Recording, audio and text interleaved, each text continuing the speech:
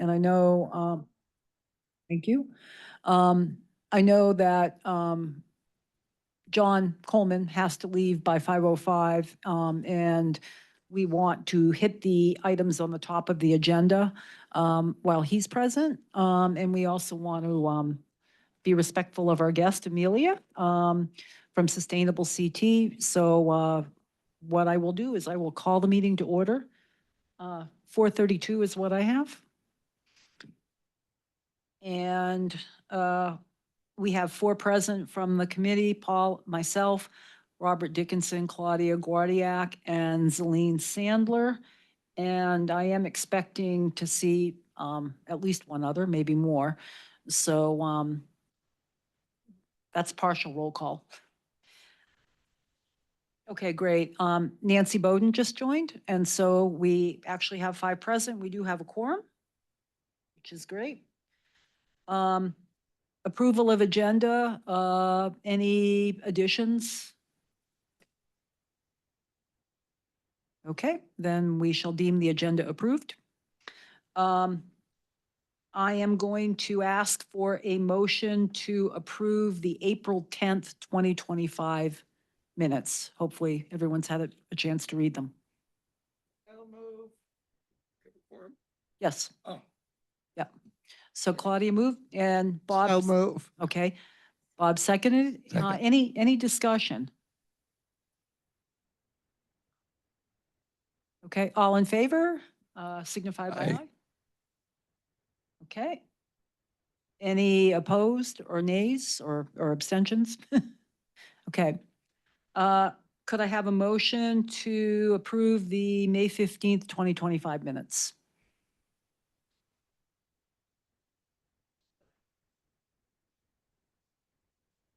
I wasn't there. If you think they're fine, you can still vote. So move. So you move. I'll second on the same basis. Okay. Just in terms of discussion, I think I sent one minor edit with an extraneous THE in a sentence or something. So I think, and you've gotten that correction? Yeah. Okay. All in favor? Say aye. Aye. Aye. Okay, any abstentions or nays? Okay, so the minutes are approved. All right, to the meat of the of the meeting. I'd like to welcome Amelia Kearney. She is a Sustainable CT Fellow and reached out actually maybe, I don't know, a week ago. And John and Linda Loriano had a nice, short, but productive, I think, Zoom meeting. When was it? Last Friday, maybe? Anyway, last week. Anyway, so we asked Amelia if she would come introduce herself, talk a little bit about informally about Sustainable CT. We all got a presentation last year, so don't feel the need to go through that same presentation again, but she's available to take questions. And so I'm going to turn it over to her. Welcome, and thank you for reaching out. Yeah, hi everybody. It's so nice to meet you all. Like Paula said, my name is Amelia. I'm a Sustainable CT Fellow through August, so I'll be here all summer. And I'm super excited that Bloomfield is interested in certification and interested in different sustainability projects. You guys as a town have done, a lot of awesome things, so I think it's really cool that you'll be able to get credit for all of that. So yeah, if there's any questions, if anybody wants to send me an email, I'm happy to speak to everybody. So I can also just put my email in the chat if that's helpful. But yeah, it's nice to meet you all. So does anybody have any questions or comments for Amelia? Well, we're looking forward to working with her, and she has sent us a packet of information which we are going through, and has given us some charges to do, and we're going to start following through on that. Right. Sounds great. I'm so excited.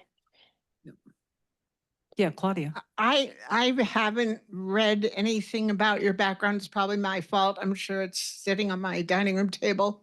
But could you just give a quick summary? Yeah, are you looking like a summary on sustainable CT? On who you are and Oh, your okay. interest and your interest in it, you know, how you connect with it.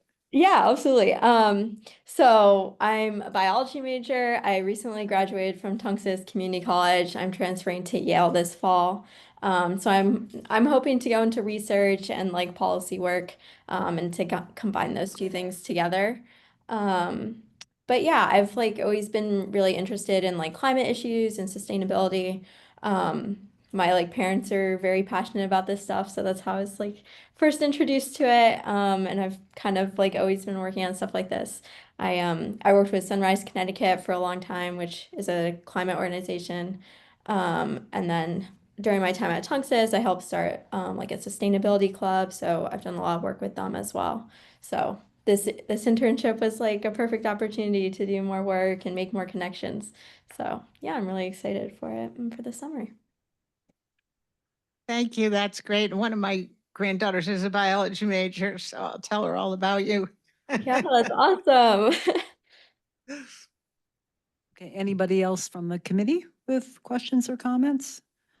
I'd like to echo John's comments about just the fact that we've gotten some very useful information already.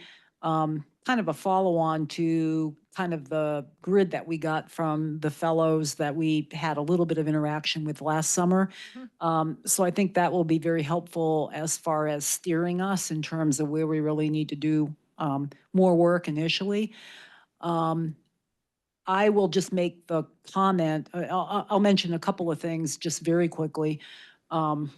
And I think this is what we'll need to get into when we start meeting about, meeting and kind of looking at what kind of documentation we need to provide. We're going through the Bloomfield's Plan of Conservation and Development draft right now. We'll be talking more about that later in the meeting, and you may not be here for it, unfortunately, but that's fine because we still have another meeting to really, get things done. But one thing I've noted, which is a positive, is there are things in that document in terms of recommended actions that we've already done. So, and I think there are things that will get us points. A relatively easy one was getting designated as a Tree City USA by the Arbor Day Foundation. We did that, and now we need to maintain that designation and do all of the things that make that meaningful. We are doing a right-of-way, a street tree right-of-way inventory. We'll be doing, I think, close to 50 miles of that. The town has 104 miles.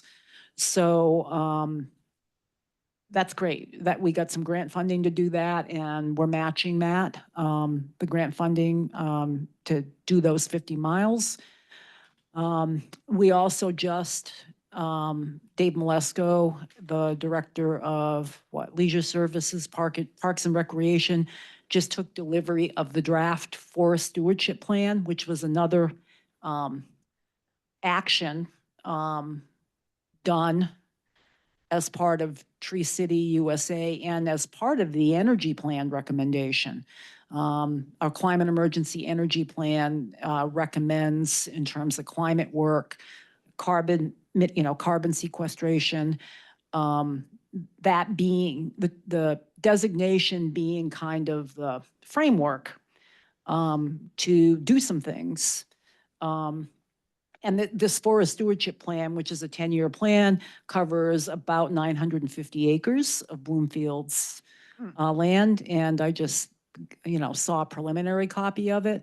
But that is going to give us a lot of direction in terms of how to, actually things we can do.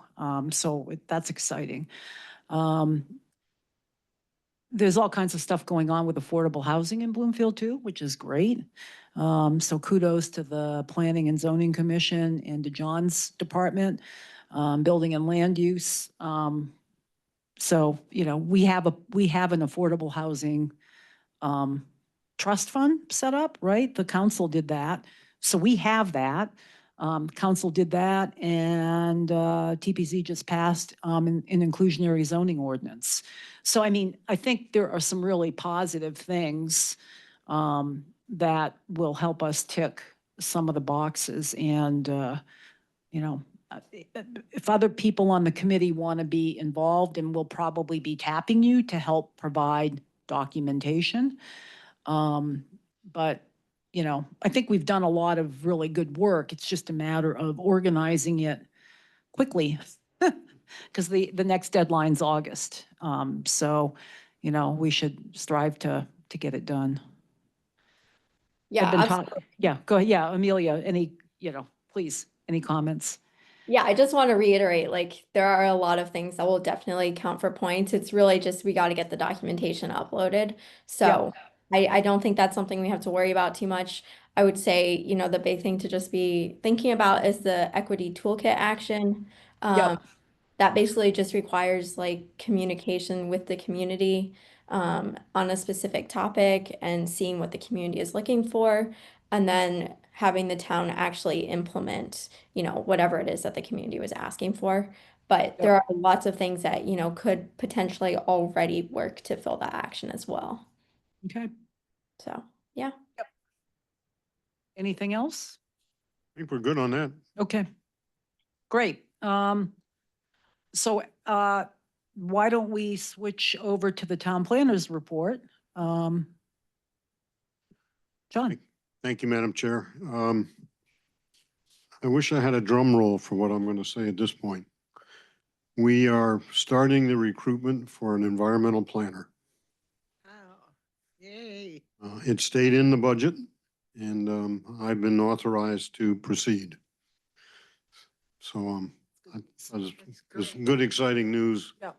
that I know this committee has lobbied for a long time, and it's my pleasure to say that we're going to do it. And I would hope that, sometime by mid to late July, we'll have someone on board to fill that position. The biggest challenge is finding a place for them to sit. Yeah. Yeah. Um, That is great news. but very happy Yep. to pass that on. As the chairperson indicated, the POCD is out for public review under the statutory 65-day review period. They have scheduled a public hearing for July 17, and comments are welcome in writing. Address them to me up before then or verbally at that meeting.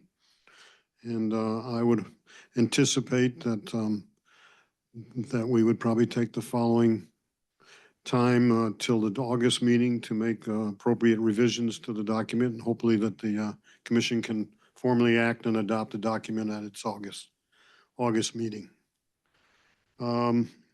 As you've been following the news, I'm sure the town center plan was completed and adopted, and by the council, the TPZ, the Capital Region Council of Governments all approved it, sent on to the state of Connecticut as required by statutes, and we are waiting formal approval back from DECD, which we expect at any day now.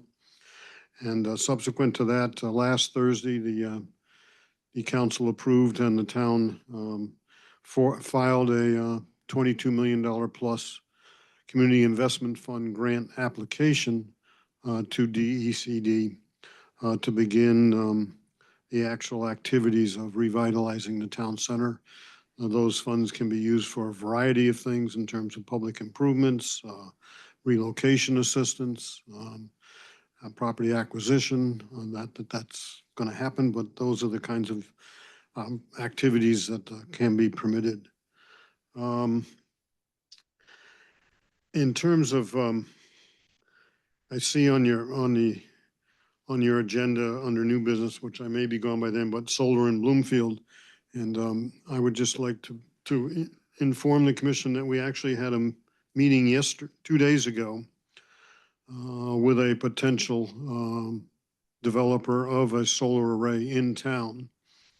And interestingly enough, we do not have zoning regulations that apply to solar arrays at the moment. They were discussed, I think, a number of years ago, but no, were not followed throughs on. We've asked that developer to provide us with some drafts that we can look at, but I anticipate that we will be proceeding to the TPC at sometime in the not too distant future to see what their appetite is for solar arrays and what kinds of conditions, if they do have an appetite, what they would. And it's interesting, the location of those arrays are limited by a variety of things. One, where on the grid that they can hook up, and there's only certain parts of the grid that are sufficient enough for them to hook up. Available land, the willingness of that property owner to dispose of the land for that to the developer for that purpose, and then obviously, we have regulations in place, the approval process of the Town Plan and Zoning Commission. So I think it'll be a while till anything in specific happens, but wanted to let you know that that is an activity that we are beginning to undertake. Another thing on trees, two things. One, I have decided, I'm not sure how far I will get, but I have decided that I am going to apply a variation of the blight ordinance to Eversource and their clear cutting Awesome. and require them to abide by our requirements that properties be properly maintained and mowed on a periodic basis, not just let to sort of regrow haphazardly and have stumps and everything lying around. So we will be proceeding with that. Expect a significant amount of pushback, but it'll be interesting to see. But they are a property owner, and we would do that with any other property owner. And it seems to me that it's appropriate to treat them like any other property owner. We'll see what happens. And secondly, we are starting to we have the tree ordinance, as you're all aware of, that requires if either significant or particularly significant trees are going to be removed on a property, they either have to be replaced on that property or replaced elsewhere in town as designated by the TPZ. Not at that exact but a caliber of significant trees that add up to that. So if it's a 12-inch tree that's removed, then you've got to have 3 4-inch trees replaced, either on site. And we have a couple of sites that are there that may come into play significantly. And I think that my present thinking at this point is to work with Dave and DPW to do right-of-way plannings in appropriate locations, and obviously with this committee around town. We had originally thought that that the golf course might be looking for trees, but they are not, other than along the right-of-way. So we may be able to have trees appropriately planted along the right-of-way. And as the chairperson indicated, the commission did recently adopt the inclusionary zoning that requires 12% of any development in excess of 10 units, either lots or units, to have the 12% of affordable housing included, or as an alternative, make the financial contribution to the Housing Trust Fund. And we're looking forward to implementing that ordinance with developments going forward. In terms of developments themselves, I think you've all seen Popeyes is starting to come out of the ground. The Arbella on Blue Hills Avenue, that's the age-restricted housing, is pretty much completing its building permit review, which has been extensive, and I would think we'll see some movement there in the next month or so on the ground. The residential development on Watkins Road off of Simsbury Road should also be having some ground movement fairly soon. We are in preliminary conversations with Mr. Butler about the 4th phase of his housing development, running from Gab Road up to the medical building on the west side of Bloomfield Avenue. We are in, we have received inquiries now for the property at 132 North Griffin Road North, which is the cornfield across from the intersection of 189 and 187, which is interestingly has been zoned for 25 years as design development, and growing out of the old Culbro development and office park, and originally was going to have a supermarket and small retail. They were never able to attract that. And so the land has basically been in agricultural since. And some conversations and interest at 270 Woodland, which is just north of the condominiums on the east side of Woodland Avenue for a residential development. And that, among the day-to-day stuff with people coming in and out on a regular basis, is our summary, Madam Chair. Questions from the committee or guest for Mr. Coleman? Actually, hang on. You go first, then Claudia. Yeah. In the search for a planner, are you going to try to find somebody that also has a grant writing experience? Ideally, it's not in the position description that we go by, but we're certainly going to try and do that. We with the addition of the town engineer, he is very adept at doing a lot of the kinds of, so between he and I, we can do some, but you know, we'd certainly like to you know, get that blended in the combination either with that position or even using part of our ZEO individual who has some of those capabilities.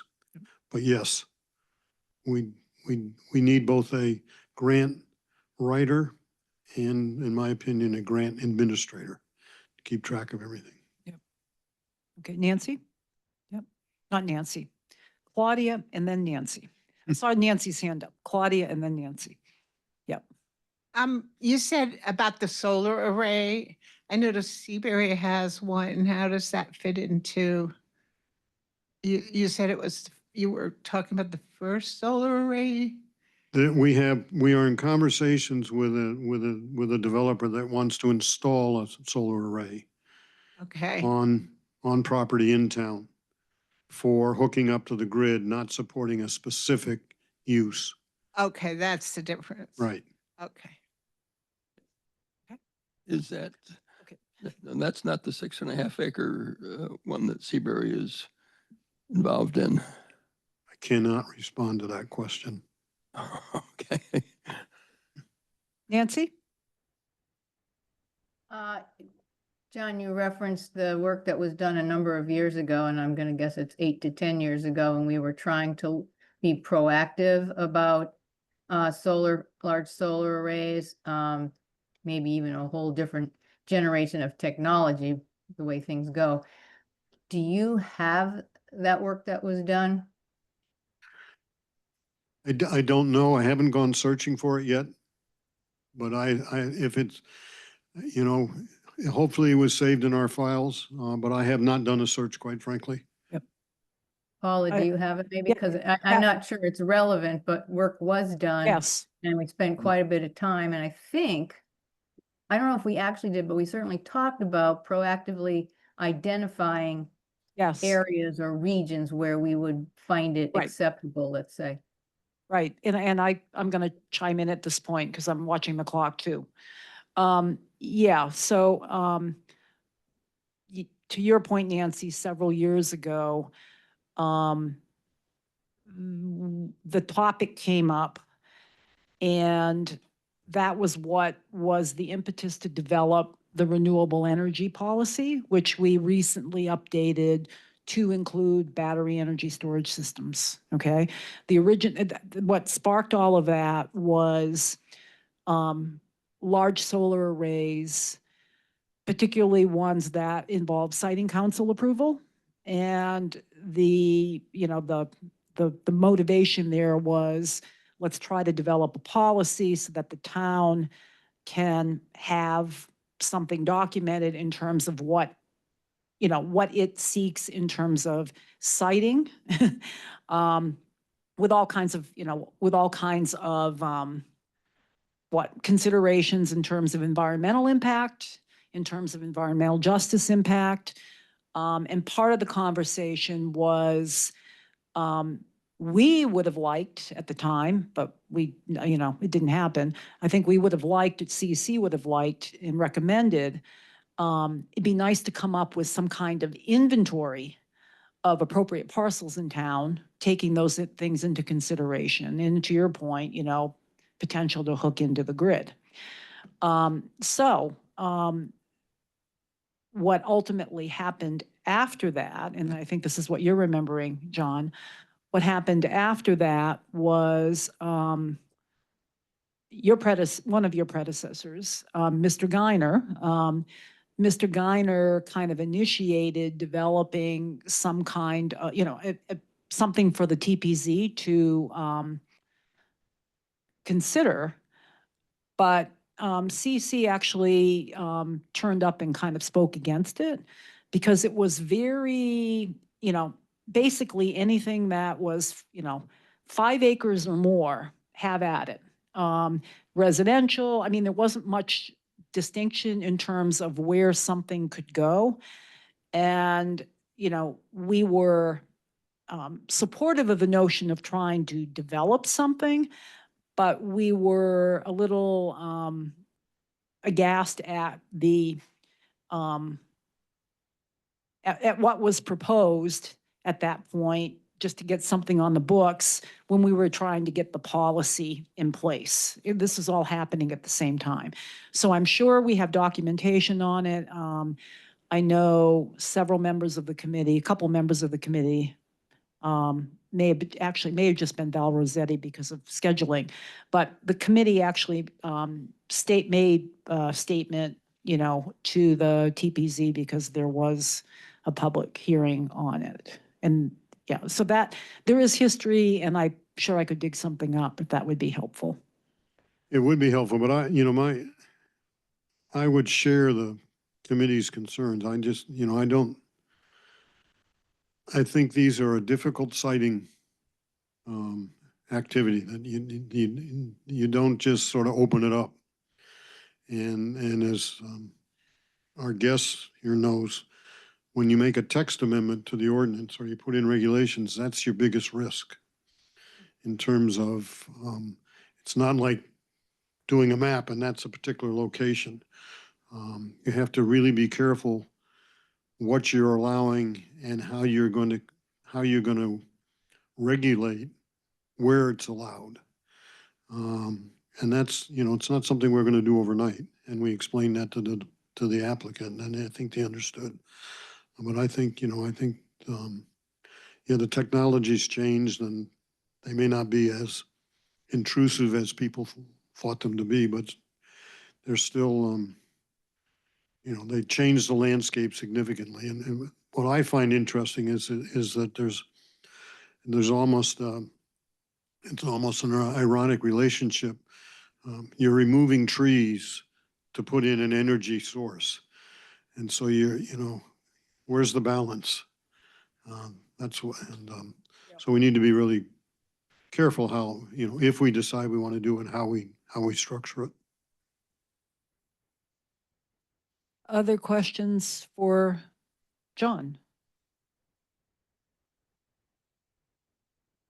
Okay. Okay, I think we're set. Thank you very much.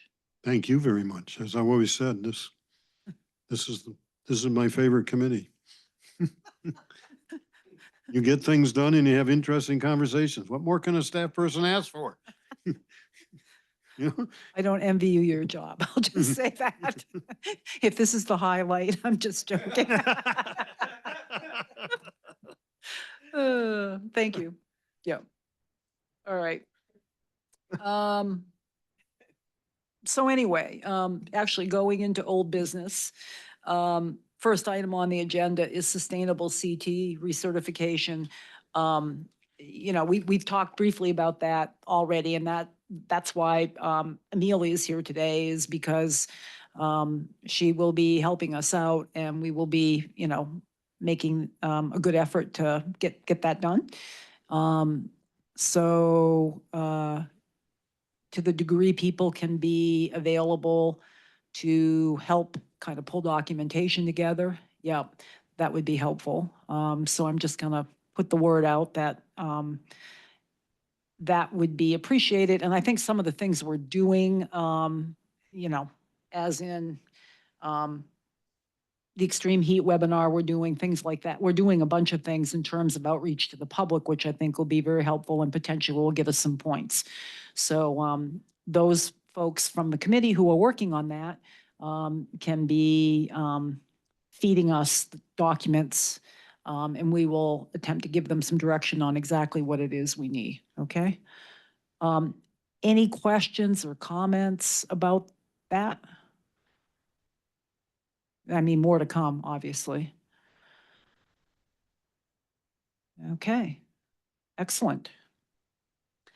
And I am going to just sort of comment to Amelia that you are welcome to stay as long as you would like, but also you're free to drop off because, you know, I'm sure you have a busy schedule too. So just wanted to relay that. Okay. Thank you. Thanks for having me too. Oh, our pleasure. Okay, actually, under old business, we've got this extreme heat webinar, and there have been some developments since our last meeting. So I will, actually, we've got Nancy, Jessica, and Claudia who are all working on this here. So can one of you kind of give us an update on where things are? Don't all jump up at once. Take it, Jessica. Jessica's been doing the bulk of the work because various reasons. We'll leave it that way. Because She's of got- life. She's young and Because of she's life. got the energy and she's got the tech knowledge and Great at Everything. it. Yeah. And she did a great job on the last update, as I recall. right. So she did. take it away, Jessica. Sure. Yeah, so we're still working on finalizing the content of the presentation. Really, we have a really good draft of the slides created so far. And I think right now we're working on outreaching to some people who are more experts in this, EMT type people. Nancy, maybe you can speak a little bit to that, who is on deck. But hoping that they can lend some of their expertise to help us just be a little bit more legitimate, I guess, in the information that we're sharing. We did have to change the date. We were hoping to do it in June, I think our original date was, but unfortunately we've had to move it back to August. So now August 6th is the planned date of when the webinar will happen. So maybe there'll be a heat wave that we can garner up some interest for us to get more people in attendance. Yeah, I think that's really where we're at right now. I think Nancy, if I forgot anything, feel free to chime in. Well, I would just confirm that, yes, we have people to work with. We have a liaison with the police department. And then I think it was he who included or gave us contacts with the Bloomfield volunteer ambulance staff and the and an EMT. So yeah, as soon as we Jessica put out an updated version of slides, I sent some comments. I don't know whether Claudia did, but you know, I think I'd like to see that kind of incorporated and then send it to that group and with specific questions like you know, focusing their attention on the slides where we really need their input as well as just letting them get familiar overall with what we plan to present. And then a little less sure who we should be contacting at the health department. Because the person who we were going to work with, the first person left, the second person was hoping for some grant money that was going to facilitate the work and the grant money didn't come through. So I think we still have a contact, but we haven't involved them yet. And we certainly want to, because we want to be sure we don't put any health information out that's, you know, could be improved, let's put it that way. And also anything should be supported by our local experts on both sides of that issue. Also, we want some Bloomfield specific information, you know, who to call, within the town, if you have a problem, if you have a problem. So, I think that's where we are, and yeah, we're sorry that we had to move it back, but exactly what Jessica said, August is gonna be a lot hotter than probably next week was gonna be. Anything to add? They've been doing all the work. Every time I start working, it's already 10 o'clock at night and it's my bedtime, and I'm so sorry I haven't really held up my side. Oh, It's a great job. It's excellent, in my opinion. actually, I think yeah, the advantage in, the advantage in the delay is kind of working in EMS and the voluntary ambulance, and police contact. Because they are the people kind of on the street, kind of dealing with, people who are suffering from heat. So I think that's great. And know that the chair of I think the chair of the volunteer ambulance committee group, actually was very pleased to be asked to participate, and because they do have the expertise and they have something they can offer. So it's good to build these partnerships and work with other entities within town, and get kind of a better, more participation and a better outcome, better product. Yep.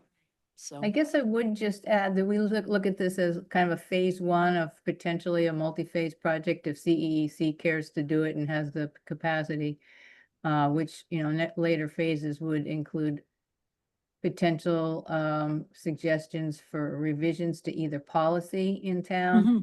Yep. or facilities for extreme heat emergencies. Yep. As well as, kind of maybe wishful or hopeful thinking that we can start a community conversation about this and other climate related issues. So we just, this is a very important issue, kind of under recognized as a threat to health, a prolonged heat wave, and only now being well understood by scientists who are and doctors and et cetera studying it. So it's very timely, but we also hope it will lead to other things. Yep. One other, do you have another comment? Nope, okay. I'm just kind of related comment. I see that Leah Chase has joined us, from the Windsor Conservation Commission. Hello, Leah, thank you for popping in. And I got an email from Susan Miller, and I don't know if this is part of the series that the Windsor Commission is sponsoring, but they're doing a whole series on kind of climate change and kind of impacts, and they have something coming up. Kip Kolazinskis, I don't know if anyone on the committee knows about Kip. He's a soil scientist, worked in agriculture. I've had interactions with him kind of in the past, related to the land trust, and some of the farms that we've worked on. And he is doing for the Windsor, I think it's the Windsor Conservation Commission. I need to send the email out. Susan asked me to do it. And Leah, if you're there and can chime in on the date on that. Yep, it's oh my God. Is it like the 18th or It's the something? 18th Yeah. at the library, the main library in Windsor. Starting at, let me just make sure I've got everything right. Yeah, because I think, I've been on sort of like bus tours on food system Yeah, with Kip. He's very good. Yeah. He used to be invited by the Yellow Bee to speak on all kinds of topics. He's extraordinarily knowledgeable and does great presentations, very Yeah. complete. I would trust anything he says, but that's me. It's the Windsor Climate Action that's doing Thank it. you. Yeah. Yeah. Thank you. I think you guys getting the planner is fantastic. Thank you. Congratulations. Thank you. So do we. Yeah. Yeah, actually, wait until that person is hired and, yeah. Yeah, well, Yeah. whatever. Yep. So yeah, Well, yeah. congratulations. Yeah. But this is, it's been, it's just editorializing a little bit. Glad to see you on the call. Susan comes periodically. Both the commission and Windsor Climate Action are doing really good work and doing a lot in Windsor. And I know the commission has kind of stepped up its activity, which, Yes. I'm happy to see. So Yeah. kudos Yeah. to you guys. Yep. Thank you. Huh. As far as the heat, I had checked around in Windsor what they have going on.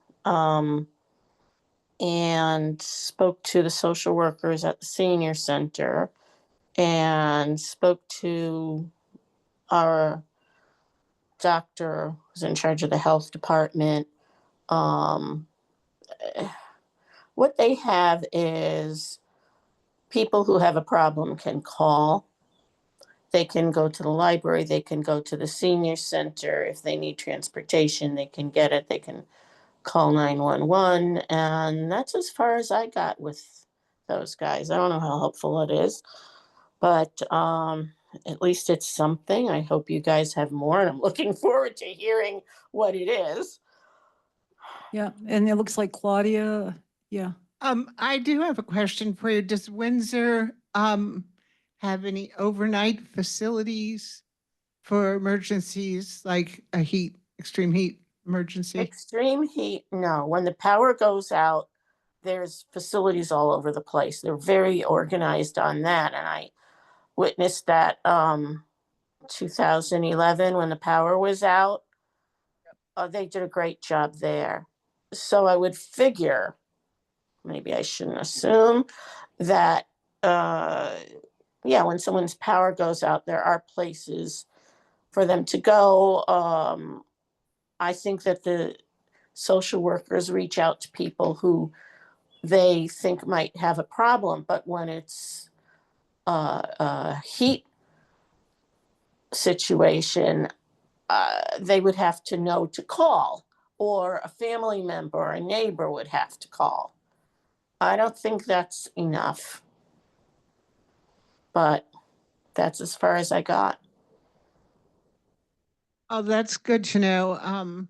Because in our discussions, we didn't do anything with this, but we thought about how if it doesn't cool off at night, that's the worst kind of extreme heat. And if you don't have air conditioning and you're elderly, that could be very problematic. And It is. so some kind of shelter thinking, I think, comes up at that point. I would think so. When I used to work for state social services, and I've been retired 10 years, my opinion was that the social workers at the time in Bloomfield and in Windsor were excellent, and they were very much aware of people, of seniors who might have some kind of problem or need going on. So I tend to trust in them, but I Yes. don't know the people involved now. So if you haven't checked with your guys, you might want to see if they know of anything, any remediation for that, or any plans they have in place. Thanks. You're welcome. Thank you, Leah. You're welcome. Okay. All right. I So gotta that's, leave. Thank you, guys. Good luck. thank you. Bye. Stay tuned. Yeah. All right. So we'll move on to the POCD review by CEC.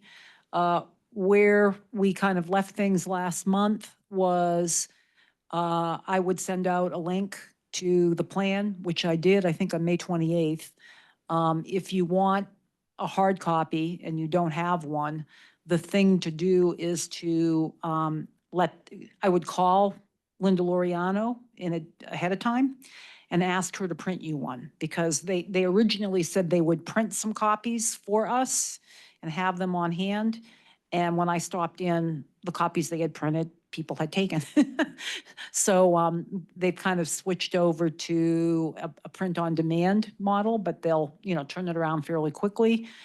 So it's easier to work from paper. It really is. I've been trying to Yeah. read it online. Right. and it's tough. Yeah. Where we left things was that Charlie Nevers and I were going to be collecting comments.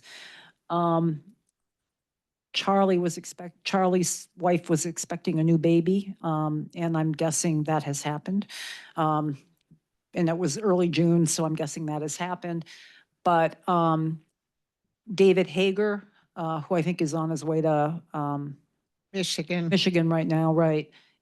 He has sent me his comments, which is great, and he just sort of organized it by page number. So what I will do, if you want to do the same, and I want to have a little general discussion today, but if you want to do the same, then I'll work with Charlie to compile kind of everyone's comments and make sure we cover everything.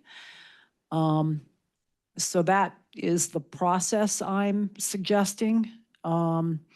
Just send me and Charlie if you like, but send me and I'll make sure Charlie gets a copy as well, your comments. But I also wanted to spend a couple minutes just in case people have started looking at it and get general thoughts and impressions. So I'll open that up for those of you who have looked. I looked this afternoon Yep. at the land use maps that were, well, actually, Lois Hager suggested starting or Yep. focusing attention on page 102 or whatever it is. And this is an ignorant question. What was the process and how did the new map for the next 10 years for land use, and there's all kinds of, statements about how this will change if circumstances change. And so it's not set in stone, but how did they come up with that map? I'm just going to look around the room and see if anybody has any insight. Yeah, and actually, Kevin Goff is a guest on the edge of the room. He's on the Planning and Zoning Zoning. Commission, so he would know more. Yeah. It's on. Okay. Hi, everyone. Very good question, Claudia. Just for this committee, let me give you a very brief, but hopefully insightful thing on the plan of conservation development. I hope everyone at some point has looked at our 2012 plan of conservation development. At the time that was done, there was a lot of citizen input before the document was created. There was a steering committee that was composed of several people on the TPZ, as well as at the time, someone on CEC. I think it was David Mann. He was on wetlands. And Vicky Rescue. Vicky Rescue was representing the Land And Trust. Yep. There was Jerry Long was representing the Economic Development Commission. So the way that particular plan of conservation development was brought together turned out to be a very robust process. And I think we got a relatively good document out of it that looked ahead. The future land use map in that document, the one flaw with it, well, there's a couple technical flaws, but the biggest flaw with it is it relied almost exclusively on the zoning of the parcels. So let's fast forward to this time. Unfortunately, the firm that was initially hired to to the consulting firm that was going to drive the plan of conservation and development. They turned out not to be very, very robust in terms of reaching out to the community and getting things done on time. So the current plan you're looking at, it was due in 2022. It was delayed to 23, partially because of COVID, but also because we started changing town planners with great frequency. It really did not get going until when John came on board and really started pushing it forward. So early this year, the first draft came to the TPZ, and it was really abominable. That's probably a strong term, but clear, like, for example, there were references to events happening in Bloomfield that came from the internet, and they came from Bloomfield, Michigan, Bloomfield, New Jersey, Bloomfield, Indiana. They were not events that occurred in Bloomfield, Connecticut.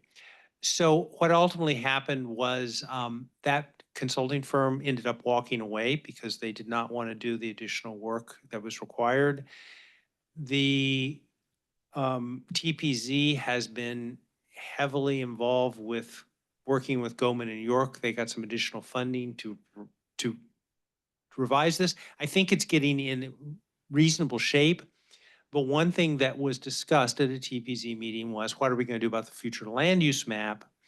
And the decision was that we did not want to depend totally on zoning. We also wanted to integrate some information from some of the other maps that had been in the previous plan, in particular the farming regions, the regions we have been trying for the last X plans of conservation development to preserve. There was also discussion about, in terms of zoning, we have only,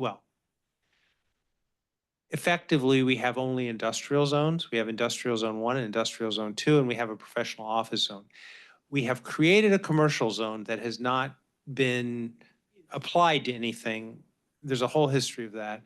But the idea was people wanted to get more insight into not just the zoning, but what areas should be preserved agricultural, what areas should be promoted as more commercial. For example, I think everyone was in agreement that the area over by Back East Brewery at the intersection of 187 and 305, we'd like that to become a more pedestrian friendly, or pedestrian and local person friendly commercial area, rather than sort of half industrial and so forth. So that map came out of first of all John's office, the Building and Land Use Office. They took the old map, they tried to apply some of those comments. At a meeting, we discussed it. Steve Millett, one of the commissioners, and myself, and a few other commissioners supplied a lot of comments on things we would like to see in that map, with the intention that now we want community input. And, I think one thing that's going to be very important is our comments on that future land use map, because, you have all this stuff in the document, but a lot of times people look at the future land use map. And one of the things I tried to stress was areas that would be preserved for farming. So you'll notice there are areas there that are highlighted. So that's hopefully a fairly short history, but that's where it came from. It's trying to get beyond zoning. And the one thing I will confess ignorance to is, I think in the document you would get now if it were printed out has the map correctly, but I hope it has a little bit different commentary. I haven't seen the revised commentary. Have you? Yeah, because when we got ours printed out, they hadn't put the map in yet. But I had the map, and I think you sent it out. Yeah, I sent, TPZ had. I sent the map out, and there's an additional, besides the link to this document, there's an additional future land use map. Okay, so have they haven't made, they may not have That's not integrated in, that's not in here. It's a separate link. But the commentary hasn't been updated. It's just, it indicates kind of areas where you might have an agricultural zone, kind of clusters, Commercial. commercial, yeah. That is really interesting because I read the commentary. I have not read every page of it. Yeah, and you're ahead of read, me like, because I'm just going through 3 it. Yeah. pages, those 2 maps and the commentary. And I found the commentary, want to be tactful, but and I know nothing about doing this kind of work. So please, I just shouldn't Neither, even neither did the people we hired. Well, I found the commentary vague. And I would like to see it I would guess, tightened up, and I will be happy to contribute my own thoughts to that. just make sure before you start rewriting the commentary that's in the draft. I mean, I need to look at it myself. And if there's still a link to the future land use map, that piece of it may not have been done. Because the problem with there was an issue with, we got the draft from this one company. When they walked away, Goldman New York took over rewriting a lot of the information, or rewriting, making changes. But they had no, they were not charged with, so it's not their fault. They were not charged with updating the maps. And in fact, they didn't even have access to the maps. So it was John's office with the, the building and land use office with the GIS expert in-house that has created that map. And I know when Paula and I got our copies, the print copies, they had not updated those, that they hadn't put the map into the actual piece yet. At some point, the commentary will be different. I will try to find out before you write something, but because I mean, I don't want you making adjustments to something that is. Well, that is not, I mean, if I have time, I have time. It's fine. I'm happy to give my time. But there is, if on my side of town, a local conflict over the farmland that is owned by Doncaster, and they're preparing to build on it. And the neighbors have been pointing out that will be very sad because those farm fields, which have been cultivated for up until this year, and they're still being cultivated, are just sort of the oldest version of Bloomfield there is, and they're still there. And yet when I looked, I saw, well, from the zoning perspective, those are able to be built on for multiple residential. I can't tell the difference between the darkest brown and the middle brown and the lightest brown, but Yep. But anyway, the zoning's already happened. Yeah, You want me to stop? well, no, Well, because I I think just- there's a comment, I think that can help address that. Well, yeah, I think that that section is because that's, as you know, there's a lawsuit. There's a lawsuit, Right. ongoing lawsuit because of the TPZ decision, and I was involved with that, so I can't say anything more about it. No, but you can talk. Yeah. Yeah, but Yeah, actually, I'm just going to make one comment and then I'm going to call on Nancy. The comment about, what I find interesting is the distinction between future land use and how something is zoned. Apparently, our farm is zoned residential, Yeah, oh, so so is that- Hawk Hill. and so is Hawk Hill Farm is zoned residential. So right. just because something is zoned a certain way doesn't really direct what the future land use might be or have to be. Yeah, so just the thing with zoning, I mean, this is a major problem with Bloomfield. This is a problem, and I don't know the history of when they established the zones. Most areas of the country established zoning in like the 1920s and 30s. But the problem with Bloomfield was when they created the zoning, they did not create an agricultural zone. I mean, there's a fundamental problem because there are agricultural properties that can't be zoned agricultural, and they should have been zoned agricultural at the start. If, under the economic system we live in, if you at this point if you rezone the property agricultural and is perceived that that takes away its best and highest use, I put air quotes around that, then you are essentially doing, you're taking property by eminent domain. And, you know, we'll have a discussion with that when we have an agricultural zone. Yeah. Maybe so be it, but anyway. Okay. I will Nancy, quit yeah, talking. yeah. So I'm going to call on Thank Nancy. you. Yeah, I'm going to call on Nancy and then if, yeah, okay, Bob doesn't. Okay, Nancy, go ahead. You've had your hand up for a while. Okay, it's just a virtual hand. I have a lot of concern about the public hearing part. And some of it relates to the complexity of the document itself, and also some of the structure. So I'm just gonna throw it out there and I will try to put it into writing and like reconsider, because I haven't read through the whole thing by any means, but it's, I don't know, maybe this is the format that it's supposed to be in a POCD, but sometimes you can overwhelm with data.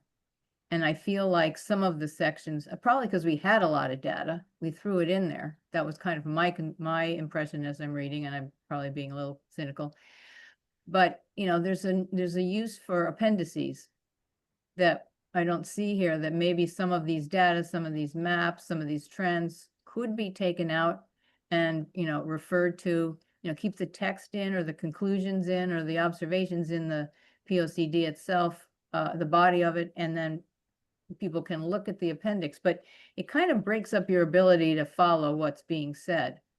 And in that, and then another problem I've had, and again, I'm not going to use myself as the absolute yardstick these days.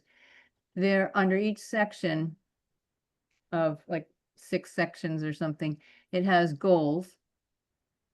And then it has, and you know, there's like a handful of goals, and then there's any number of strategies and actions that I can't necessarily tie back to the goals. You know, like which goal does this meet? And, you know, I'm sure that there's thinking to it, but I'm just wondering, do we just throw a bunch of stuff in there that we wanted to do or know we're going to do, and it doesn't actually, you can't tie it back to a particular goal. So that's partly, I mean, it's partly a structure so that in the report you could say, okay, here are the strategies and actions that go to this goal, or after each strategy or action, you could say goal 3 or something. So that, because the logic gets lost to me. And again, given my recent medical history, don't take my word for it, but it just seemed a little bit like I couldn't quite follow it all. And I've read a lot of, you know, reports. So it's partly structure.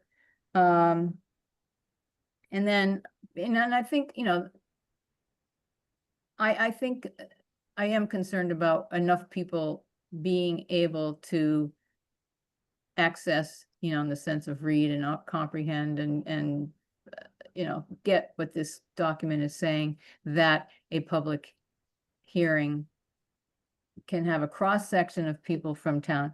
I'm going to just say it this way, and includes the people in this room and listening. All the usual suspects will show up, Yep. but other people won't. And then, you know, as things roll out, there may be concerns that people start to raise as they see things happening, and like, how come nobody told us, you know, and because that's what happens all the time. So that's just an outreach question about the public hearing and the complexity of the document. And maybe there's a way to break it down so that what's actually being presented to the public, in addition to, they could go see the whole POCD, but here's the summary of what we're talking about. Here are the changes. Here are the things you might expect to see over the next 10 years if we carry out this plan.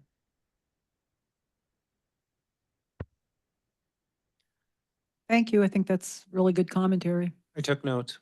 Yep. Kevin took notes.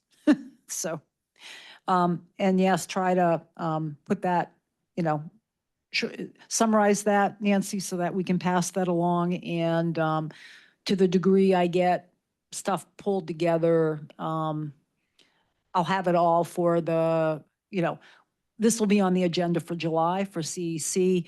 We'll have it, you know, I'll also have something fully summarized for the public hearing But to the extent we have a lot of input and we can pass it back to John Coleman's department, we can do that, we can do that earlier, you know, so that they can look at it. Actually, Bob, did you want to say anything? I mean, I've got a couple comments. Okay. One of my comments is for Bob. I want you to look at the transportation session, please. Would you please? There's a transportation chapter in it. Mobility. Mobility, like, you know, yeah. Okay, good, excellent, okay. Because I think you're probably the person on this committee kind of best equipped to comment on that, so, yeah. Okay. And, you know, I'm reading the entire document. I'm kind of focusing on I think it's the natural resources chapter, which I think is chapter 3. A couple of observations I had was, I'd like to see more references to existing things we have that would be helpful. And incorporated, like the climate emergency energy plan. It's mentioned, but it's not, you know, it's mentioned in some of the actions within are, you know, show up in some of the in terms of some of the items, action items. I still feel like it's a little light on the conservation side of things. You know, it's more plan of conservation and development. It feels a little bit more geared toward development. And, you know, maybe I just need to rethink that because I'm looking at expressions in the room. But I guess one question I will have or one comment I'm going to incorporate, I don't know if it makes sense to have links to the town website where plans are housed. For example, we have a climate emergency energy plan. It seems like there should be maybe in an appendix, a list of resources, like that would be something to link to. We have a town parks master plan. We will have a new forest stewardship plan. That's a 10-year plan. There's just a lot of things that there's kind of a casual indirect reference to, and to kind of, I think, improve the plan a little bit. Somehow getting that incorporated would be helpful.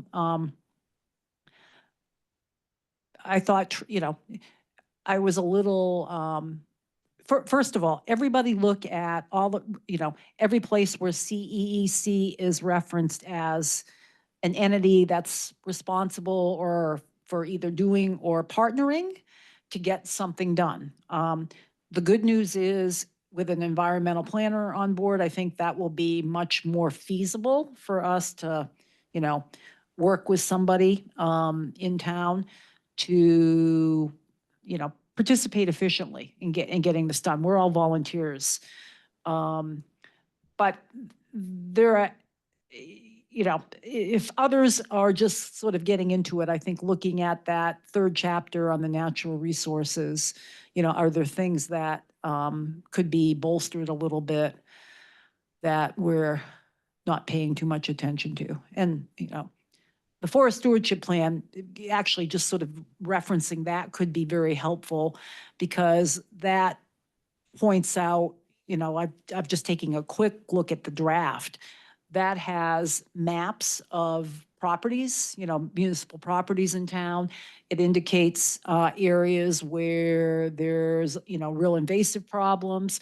It indicates areas that might be restored as grassland for pollinators, that kind of thing. It would be nice to have a little bit more focus on that. So that's kind of my take. I'm on page 80, so I'm reading it all, so, yeah.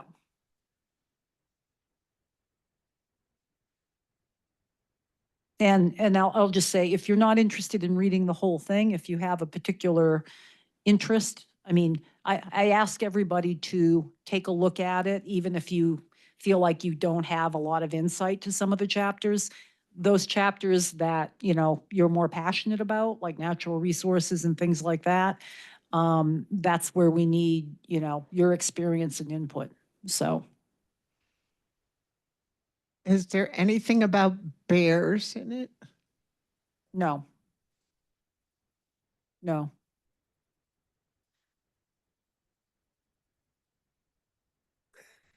Yeah, I don't know if, I don't know that the plan would do that. I think sort of talking about,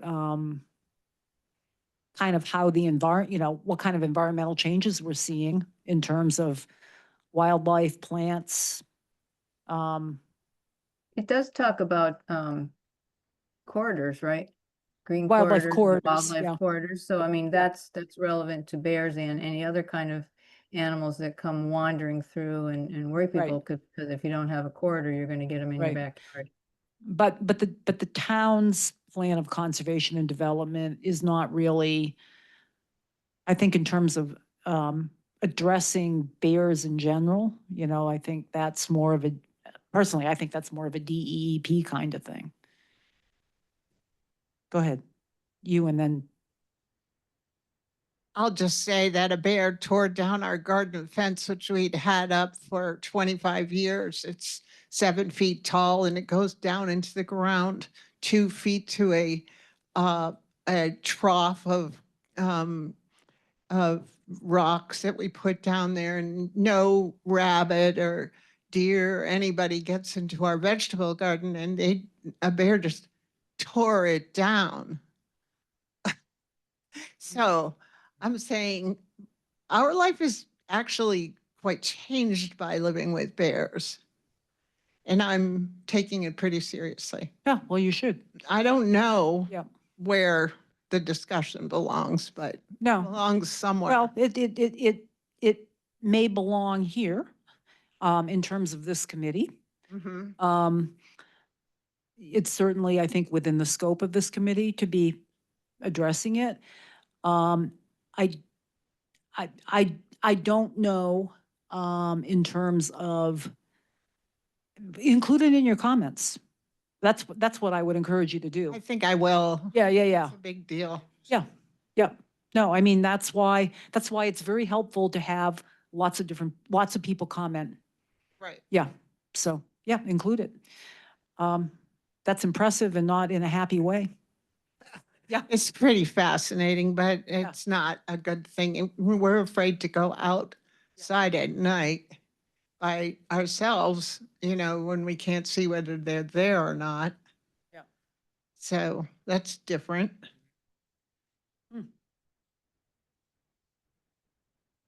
Bob, did you want to say something? You were leaning forward. No? Okay. Anyone else? Actually, I just had one other thought because I was thinking about birds, and hoping that the fins on the new library will help in terms of making it, you know, I think that will help in terms of breaking up the glass. So I was happy to see that. But I but noticed that, by the way. yeah, so that, and actually I had a conversation with Mark Wiseman, the chair of the building committee. And I mean, the positive thing is they are thinking about it. I mean, you know, the fact that we brought it up, we weren't real happy with the resolution at the time, but he said he had the same reaction in terms of that would help, the fins would help in terms of hopefully really reducing bird strikes and, you know, helping keep that to a minimum. But what the new library makes me think about is, and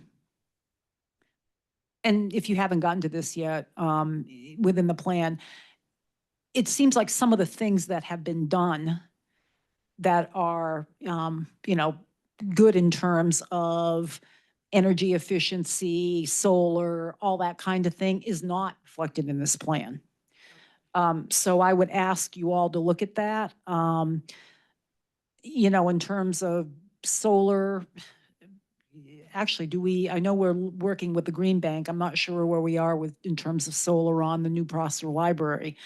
But, I don't know. I should find out. Well, actually, John would know because he's been working with the Green Bank. I think in terms of a purchase power agreement to get the solar on. And 330, right? And 330 Park, yeah. So I think that is definitely in the works. But when you're looking at the plan, kind of pay attention to that because there are some things that are going on that are good that aren't reflected. And I think they should be in the Yeah. plan. And kind of, if it's forward-looking, we want that in the plan, right? Those kinds of things. Okay? All right. Is that enough on the POCD for now? Sure. Yeah. Did you want to say anything? No. Okay. Okay. Climate Emergency Energy Plan, the CEEP, right? After budget, I had a conversation with the town planner or town manager that after the budget, we would be coming in for a conversation. So I'd like to have a brief, just very brief discussion today. And maybe I'll carry this over next month, especially if we're going to have an environmental planner position posted. But just some thoughts from this group on who you think should be included on the task force, the Climate Action Task Force. That would be charged with trying to drive the recommendations that are in the Climate Emergency Energy Plan. Hmm. Who's on it now? Nobody. It needs to be appointed by the town manager. That was supposed to be a first step, and, here we are a couple years later, 3 years later. Yeah, 3 years later, but, good time to strike and ask. Yes, and Kevin has his hand up. Yeah, just go. one quick comment, because I think it's critical that group get appointed.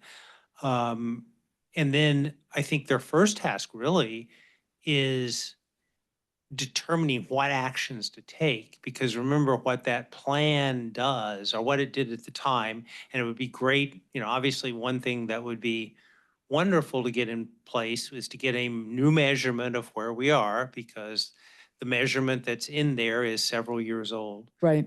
So there have been some energy efficiency initiatives, so there may be improvement for that, but then we all know that there's a lot of energy being used in other ways that may have increased it. But the whole point when that presentation was made, and the consultants, I think there did a very good job, but where they ended up was, here's how much you use, here's where you need to get, and now here's a smorgasbord of actions you can take, some with very big, you could take one or two big actions that might get you to where you want to be, but are they so big that you can accomplish them?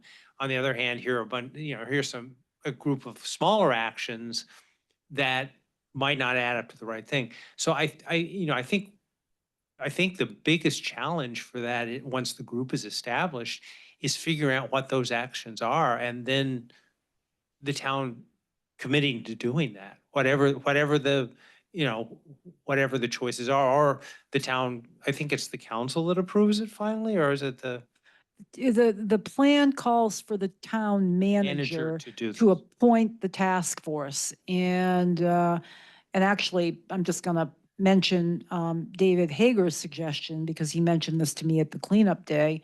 'Cause he was almost through the POCD draft. Apparently, the POCD draft has as a recommendation to approve a POCD task force. And David's comment was, well, maybe it should be one big task force that does it all. I don't know. I don't know if that's such a good idea.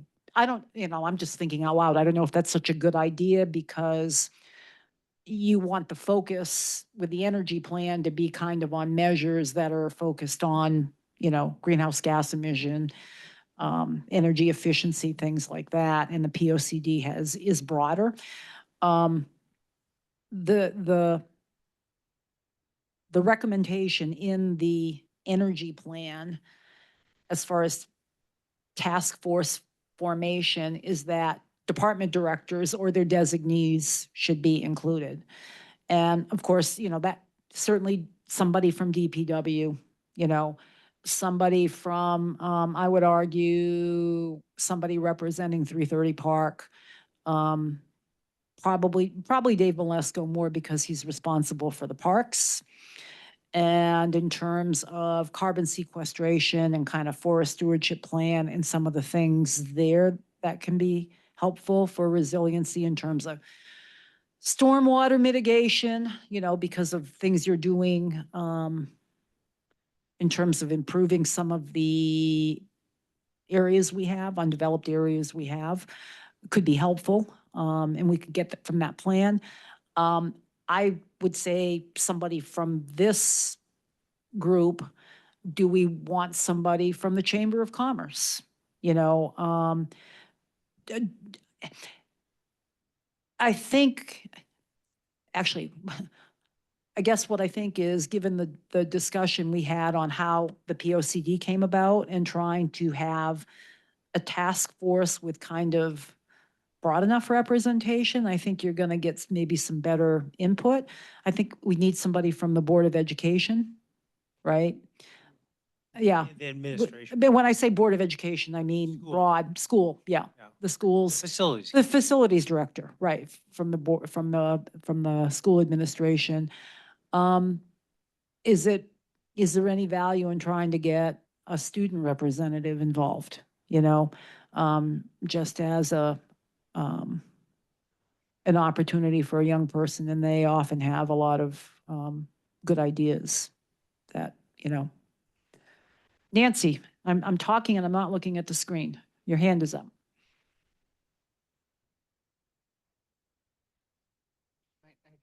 Maybe, is it an artifact hand? No, Yep. sorry, I failed to unmute. If I recall, the energy plan focuses on town facilities. Does. It And does. town, town Yeah. fleet and all that sort Yeah. of thing. So, I think that should be made clear. Yep. To the members, or to anybody that's talking about, when we start talking about climate action task force, it sounds a little broader than that. So maybe we even need to change the name. So therefore, that's why it focuses on the baseline that was, yes, needs updating of how much energy do we use in each of our segments in town.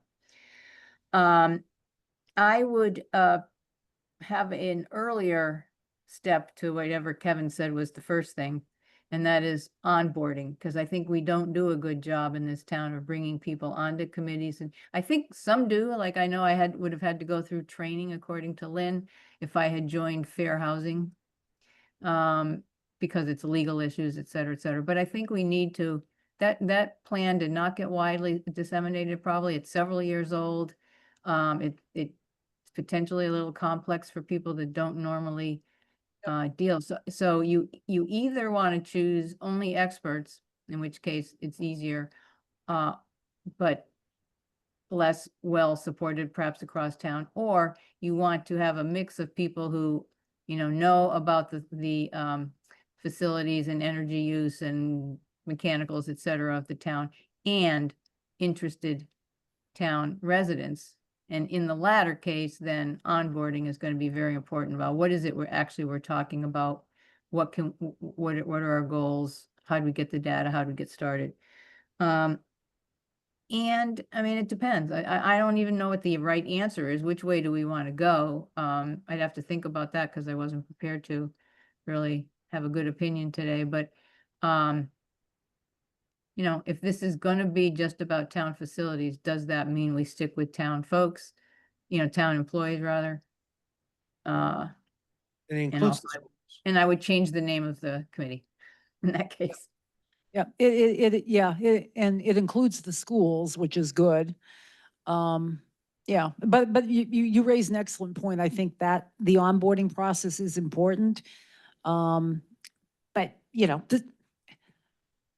To be continued. I think we need to have this conversation because the town manager is looking to us to make a recommendation to kind of get the ball rolling. And, it's unfortunate John needed to leave a little early today because I think we would we need his input, obviously, I think, on this one. I would Well, be I'm happy okay to if find we out. limit it. I'm okay if we limit it to just town facilities, because that's really what the energy plan was about. Well, Yeah. we will limit it to town facilities because that is what the plan is about and that's really what we have control over. That being said, that was why that's why I was happy to see, yep, Bob is telling me the time. Thank you. He's right. We'll wrap up on this and the rest is fairly quick. The Neighborhood Assistant Act applications that I wrote a letter of support for on behalf of CC. I sent it out because I just found out about it recently, but I thought, everything I got back from people said, yeah, go ahead and do it.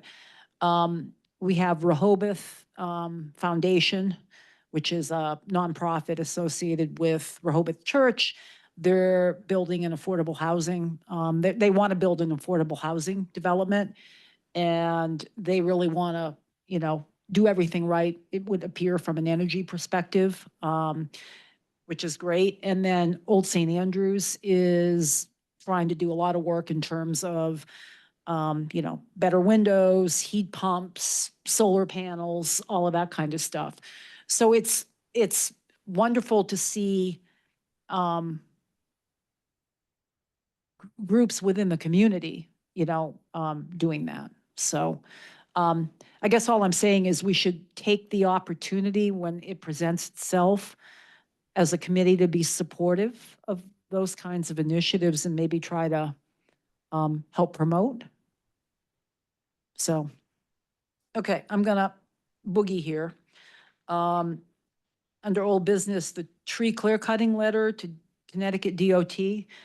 That I was tasked with that. I've started it, but I haven't, I don't have it done. Once I have a draft, I will kind of circulate it to the committee. It's not like it's super time sensitive at this point because they've cut the trees, but I do want to get it out. And so I just wanted to let the group know I'm working on it. I'm trying to figure out exactly how I want to frame it, which is why it's taking me a little bit longer. Recycling program, I'm bringing that back because Kevin had done some work on and some research and presented a recommendation to us. I think it was in March. And where we left it was we'd think about it, which we haven't. So I am going to carry this over because again, this is something where, Oh, corks. yeah, corks and batteries, corks and I've been batteries, recycling my corks, right. And sort of. And what we need to do is we really need to think about how it would be monitored, who would do the monitoring, because that was a concern that the town manager had. And he was also worried about, trash, kind of people abusing it. So I'm happy to go talk to him. But I want to have a little bit more definition around a couple of the questions on this. So we'll carry it over to next month and we'll spend more time on it. CC August meeting, we typically cancel our regularly scheduled meeting. And I can do that next month. I'd like to wait in case we need it for something, but, potluck, we need to have our annual potluck. We generally do that at the very end of August. David's back. Yeah, when David Hager is back and he can bring us fudge from Michigan. So, and it's like I didn't bring my calendar with me. Well, the 27th is a Friday. Yep. 28th, Saturday, Sunday. August 28th is a Thursday. Whoops, I'm there, never mind, I'm looking at the wrong month. Yeah. Okay. 29th is Friday. Yeah. The 28th, yeah. How, The first is Labor Day. yeah, so is that, News. so let me ask you this question. With somehow I have it in my head, we have something on Thursday on our calendar, but I'm not sure. Yeah. But how is Wednesday, Thursday, Friday, the week before Labor Day for people? The week before will probably be TPZ. That's what it is. It's TPZ. But that's probably not that, well, we should look at the calendar. We should put look some at the dates out, 'cause calendar. People should be thinking. Yeah, so I'm, what I'm thinking is either like Wednesday through Friday, the week before Labor Day. How does the week following Labor Day work at the end of the week? That would be another possibility. Yeah, like September, whatever. September 5th, something like that. You will probably be gearing up for an election. True. But, okay, I'll throw some dates out. Check your calendars and I'll do that sooner rather than later. Uh, I- Thursday usually. Well, Friday's fine, yeah, Friday's fine. If people are good with Friday, we could do it, we can do it on Friday. That works for me, but, I don't know what Labor Day weekend. I have no plans. I'm like a teenager. I no longer plan ahead very far. Okay. Okay, and we are at 6:02.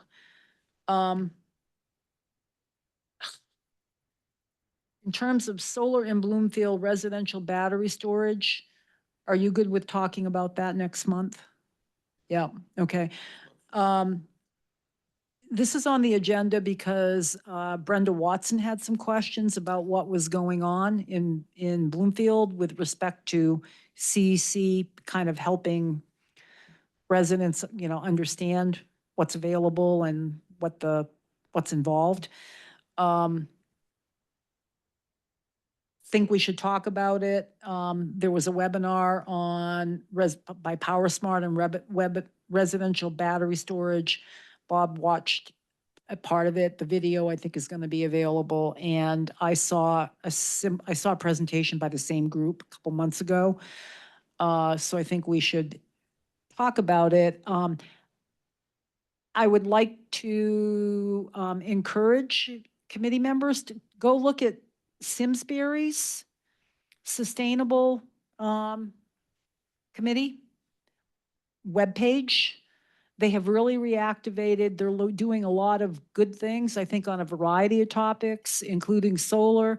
I think they're doing some things on pollinators. So it's easy enough to find, Google Simsbury Sustainability. They had a sustainability fair, I think, fairly recently. Yeah, they've really kind of ramped up very quickly. They were almost defunct for a while because we know somebody who was involved, but they've really reactivated. So maybe there is opportunities to do some things together. And, maybe there's an opportunity to borrow some of their good ideas, resources. And they have quite a bit on kind of renewable and solar and that kind of thing, at least in terms of available programs. So that's why I wanted it on the agenda. Okay. Anything else that people, nope, okay. Don't really have anything that I haven't already mentioned about Tree City and kind of initiatives. Shred Day statistics, I just wanted to share, it was interesting. We filled the truck this time. We filled the truck and we filled the truck by about 11:15. Yeah, and 15, 11:30. 11, yeah, between 11:15 and 11:30. There were several vehicles that had like the car packed with stuff. And rather than get confrontational about it, we took it, but there's a limit of 3, 3 bags or boxes. So we need to politely enforce that or think about that. The electronics collection was down. So we filled the truck. In terms of electronics, we've been, actually, a year ago, in May, We collected 3,000 pounds of electronics and 209 pounds of batteries. This year, we got 2,700 pounds of electronics and 151 pounds of batteries. And the last couple of falls, we've had over 4,000 pounds of electronics. So it's interesting. The electronics collection seems to be down. The paper this time seems to be up. I don't know what that means, if anything, but just sharing that information. So, okay. That's it. That's what I've got.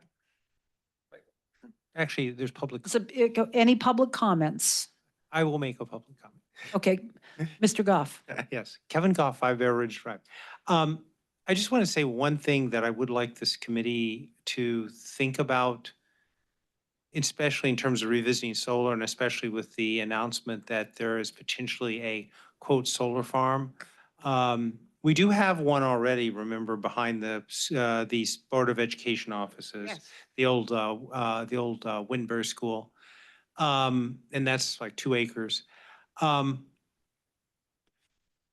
think it's possible that a solar farm could be a good thing, but I think that there needs to be long consideration about what it does.